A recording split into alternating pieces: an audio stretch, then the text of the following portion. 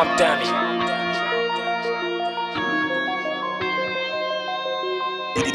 What's up, YouTube? It's the Darren Williams Fade. It's your boy T the Barber.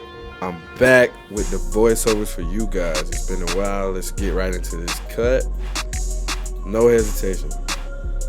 Alright, first and foremost, I'm analyzing the hair, the scalp, and everything before we get started. I've already determined the length. I'm going to start the taper in the back. I usually start doing the taper in the back first just because I kind of like to set my first guideline in the back and work my way around the nape area. So with the Andis Master all the way closed, I'm going to create my first guideline. As you can see here, I'm using the white Ghost Edition Master, and I have a comb for combing the hair back into place.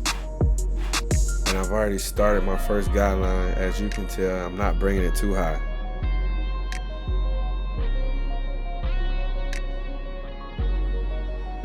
So pretty much I'm using the C motion. I'm rocking out the scalp as I cut. I'm not trying to create a hard guideline. And then I start to blend that from cycling from close to open, which is the half guard half blade with no guard. So now I'm going into my second guideline. I'm going up a little bit further in the nape to give it the fade look. I created a second guideline. I'm still combing thoroughly, and I'm going to work out this hard guideline that you see that we first created. I close the clipper back, and I use the C motion again, and I'm rocking out the scalp, and I'm eliminating the bulk that we created with our first guideline. As you can tell, after just a few strokes, that line is pretty much eliminated already. Next, I'm going to take the number 4 attachment comb and put it on my Super ZR, and that's the guard that we're going to use to go around the entire head. As you can see, Vic has kind of curly, between curly and straight hair, so I'm going to cut that against the grain just to make sure it's all even.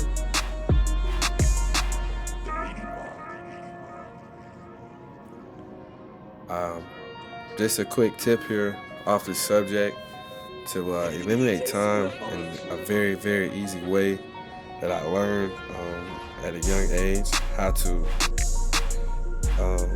when you're doing the Caesar cut or the same length all over, to execute that fast is to take the clipper off the head, take the clipper off the scalp as less as possible. By leaving this guard or this clipper on the scalp and going around the head kind of saves you time in between. When you take the clipper off the head more often, it kind of takes away time. Kind of starts to add up if you really think about how many times you take the clipper off the scalp. So you see me in all my videos, I barely remove the clipper from the scalp unless I'm combing or brushing the hair back into its natural position. That saves me time on my haircut, probably saves me about 5 or 10 minutes in the end.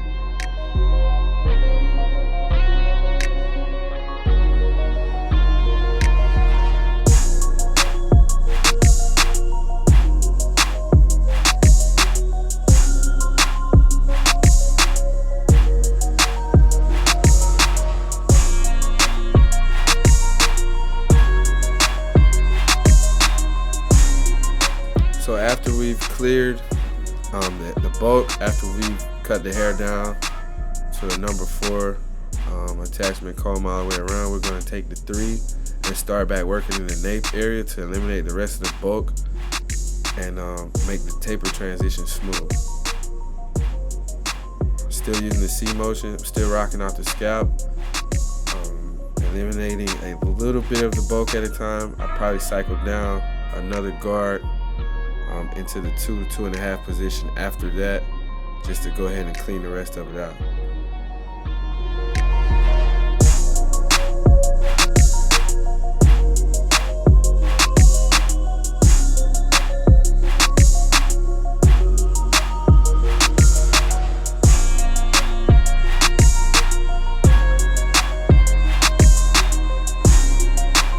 With the 2, between the 2, cycling between the 2 and the 2.5, you can tell that the weight line is getting lighter.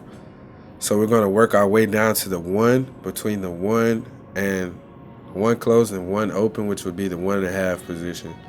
And that's going to pretty much eliminate the rest of the weight that we had in the nape area, which is the back of the neck, or some people call it the taper area.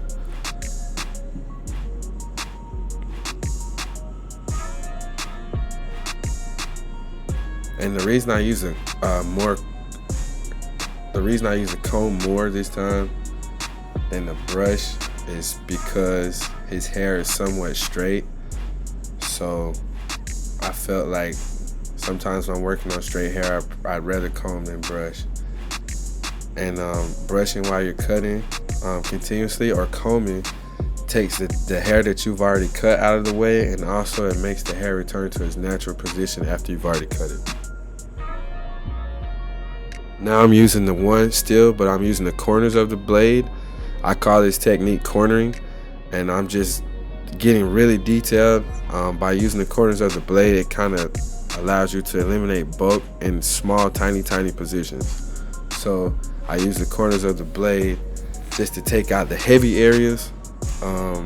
Sometimes when you have the blade flat on the head, there's still little spots that'll be a little bit darker.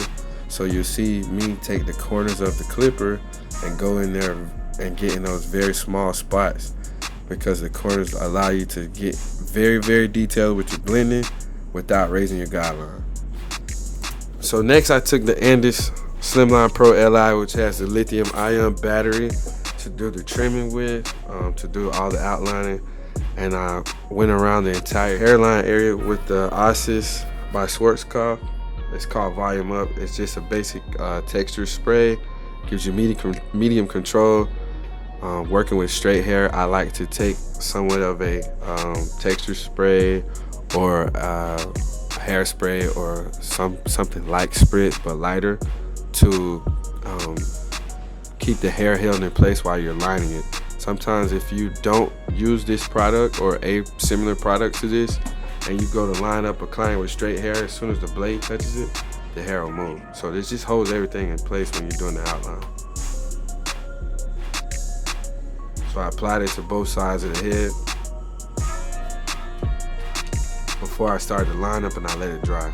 Makes the lineup really crispy as well. As you can see, the line is coming out amazing.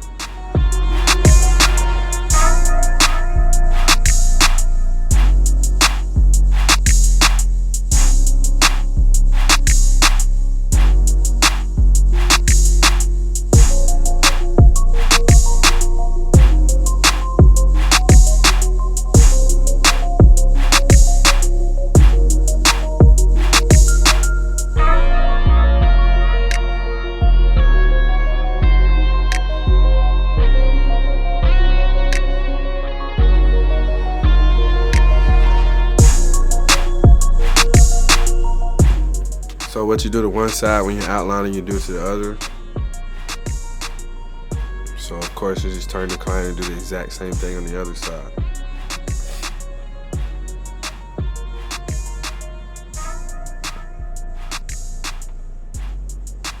After I line both sides in the back, I cross check, go back and make sure both lines are even and both of them blend out in the same area.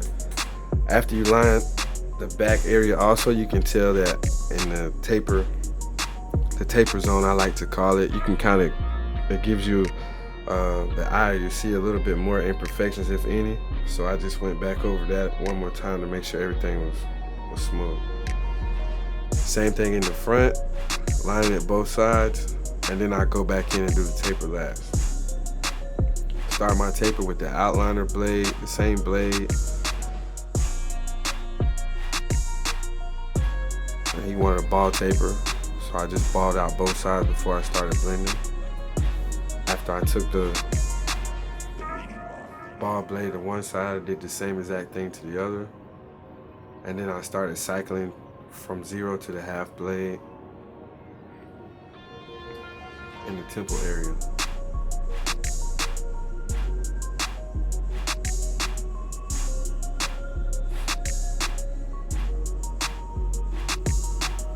So fading into the beard, I'm just cycling from 0 to half. I don't have a guard on here at this point.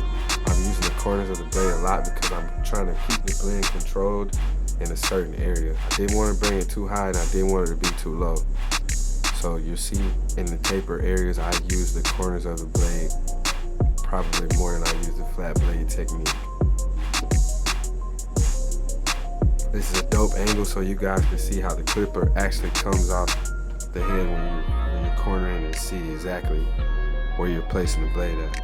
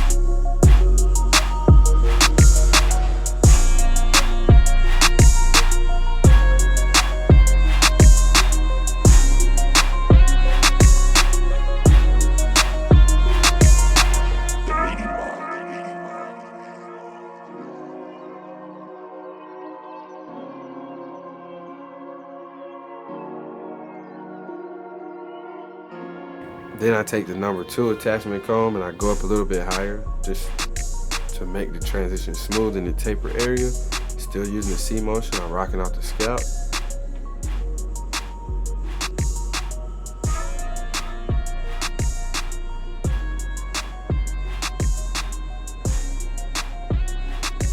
So the weight's starting to eliminate. Probably open the clipper up, going into the 2.5 and go a little bit higher.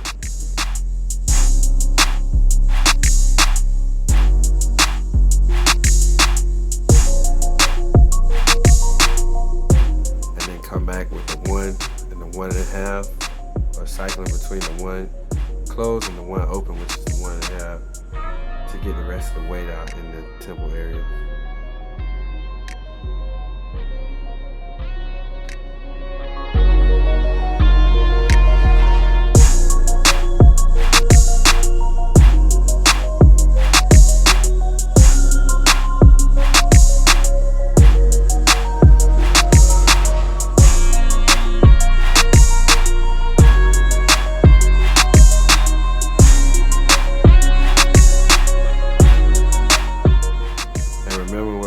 Side, we do the exact same thing to the other.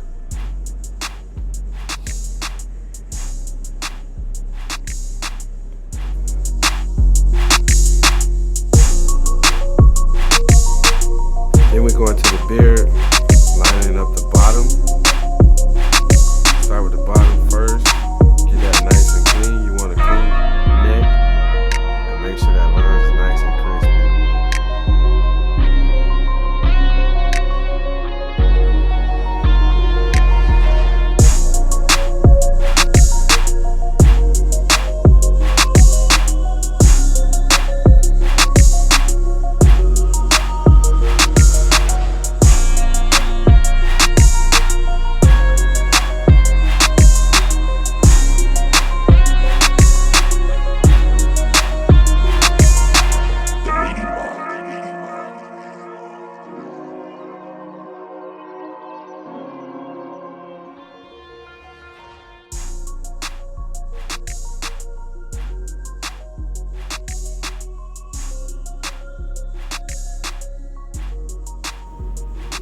I took the shaver.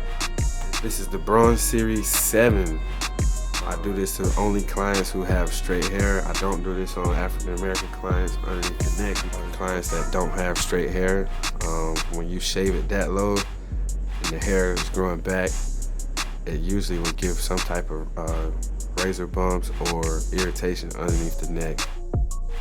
Now, shaping up the top of the beard, I'm doing this freehand. This is after the hot towel treatment. I do not use a trimmer on the top because most people with the beard want to keep the line as tall as possible.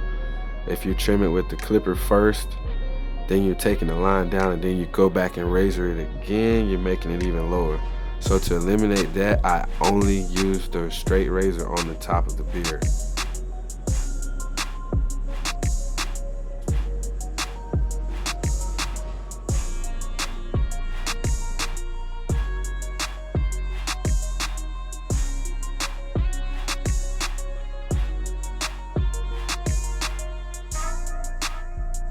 Getting more detail, you can take your other electric shaver to get in between the tight areas that you really don't want to go with the razor, or where it may be painful.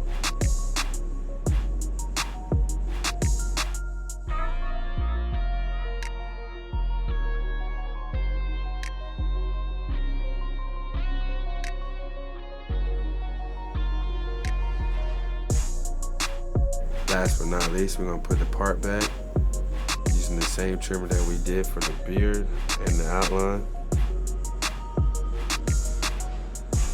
There's two sides to every part, so make sure you go in and back down to get the other side.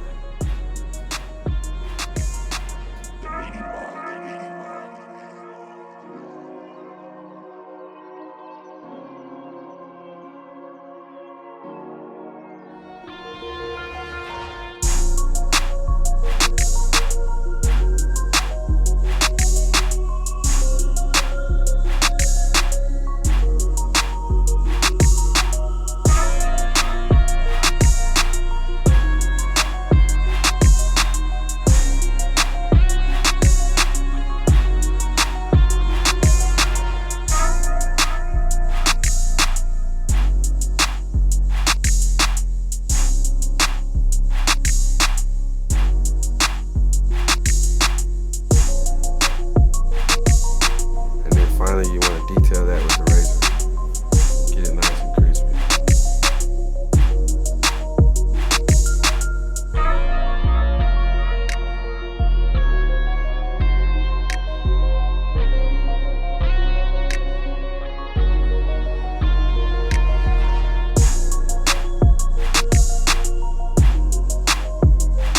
So guys, you see the taper all the way into the beard, all the way around. Thanks for watching. I appreciate you guys dropping the comments saying that you wanted the audio back. Hopefully it'll come in a lot more videos now that I actually have the setup and the time to do so. Make sure you guys like, comment, subscribe, tell a friend to watch. If you're in the barber school, Cosmo school, share this with your classmates. Share this video on your page. Don't forget I have the 10,000 subscriber giveaway. We're almost there. We're going to be giving away set of trimmers and an electric shaver once we get to 10,000 subscribers. Alright guys, that's it for today. I appreciate you watching.